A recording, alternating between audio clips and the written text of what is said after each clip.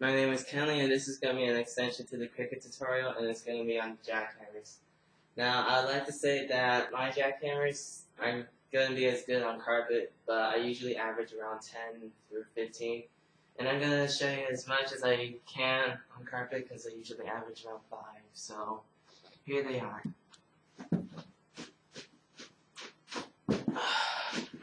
Sorry if I can't do as much.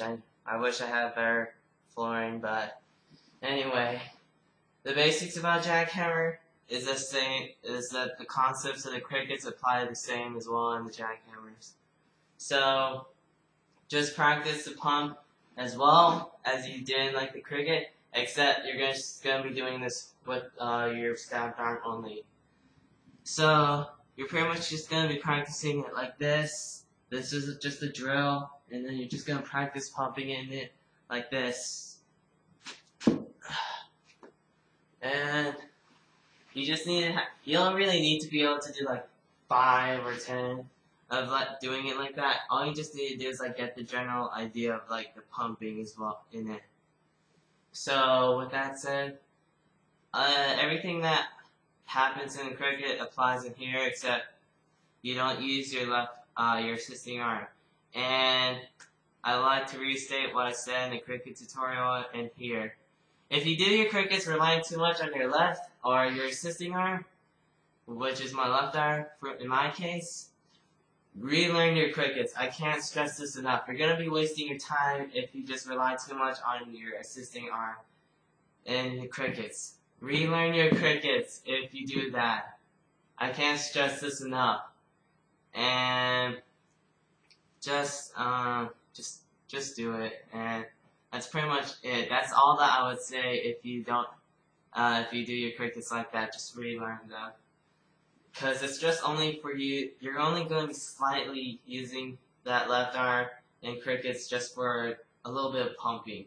You're just going to mostly use it for spinning. And with that said, I'm going to move back on to the topic about jackhammers. Now jackhammers, the way you're going to be doing is that you're going to, in like crickets, you could just have your body kind of like not leaning anywhere because you have like your assisting arm there. But in jackhammers, you're going to have to lean towards like your stabbed arm side. And because of that, you're going to have to like, because of that, you want to like have your arm like either as high as you can as possible, like this, so it doesn't have like that extra weight leaning more, like you lean more towards your side. Or you can have it like some people would like to do it like this and just like use it for pumping as well. And some people, such as myself, like to put their arms behind their back like this and like help them, and it helps them keep the balance because you're not going to have that extra weight on your other side. But the wrong way to use your assisting arm is if you kept it like this. If you kept your assisting arm far out like that. That's the reason why you will most likely fall to your left side. You're putting your left arm like too far to the other side, and it's like putting that extra weight onto your other side, which is like making you lose balance. And that's just another thing that happens in jackhammers that doesn't happen in crickets. And as well, I would like to say, start off your jackhammers from crickets, cause you're not gonna be able to like you're not gonna have much of a spin to like keep you spinning around in a circle as you would in jackhammers. Because in crickets you could use, that's what your assisting arm was used for. It was helping you spin. But in jackhammers you're not gonna have any of that, which is why you have to like rely on the momentum that you've been given first, and then use that to like keep your constant or keep up your speed as long as you can.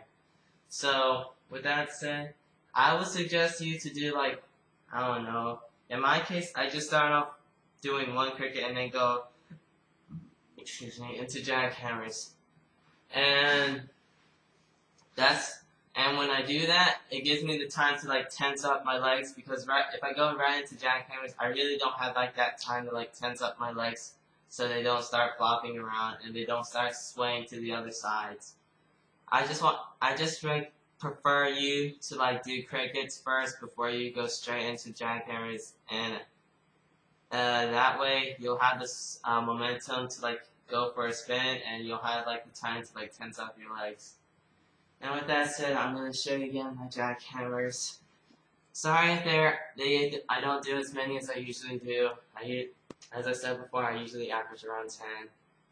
But these are what they are. These are what they are. I can only tell you like the concepts of what I know, and these are what they are.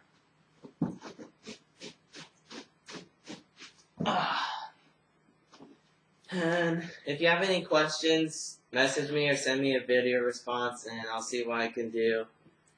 And goodbye.